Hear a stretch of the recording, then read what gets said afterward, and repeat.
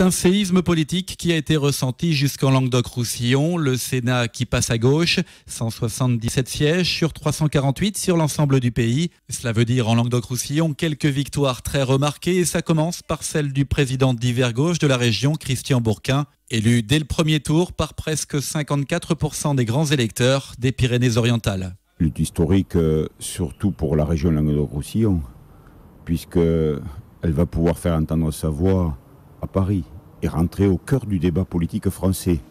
Et donc c'est cela qui est très fort avec l'élection d'Alain Bertrand en Lozère et la mienne en Pyrénées-Orientales.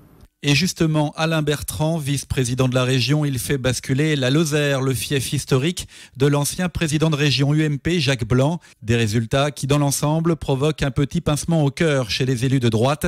Déçus, mais lucides, ils savent que les grands électeurs locaux et départementaux n'ont pas apprécié une certaine réforme annoncée.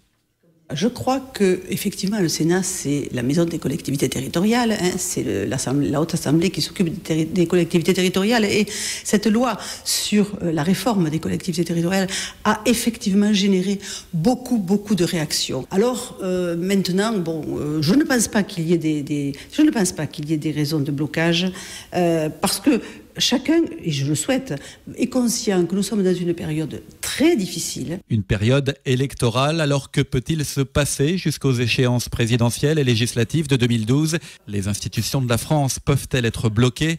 Pour la plupart des observateurs, ça ne devrait pas aller jusque-là, mais certaines choses vont sensiblement changer. Il y a deux modifications importantes. La première, c'est que ça sera beaucoup plus difficile d'avoir l'accord du Sénat. Donc les lois vont prendre beaucoup plus de temps pour être votées, au moins jusqu'à l'élection présidentielle. Et si après l'élection présidentielle, c'est la même majorité qui est reconduite, tout prendra plus de temps, plus d'énergie.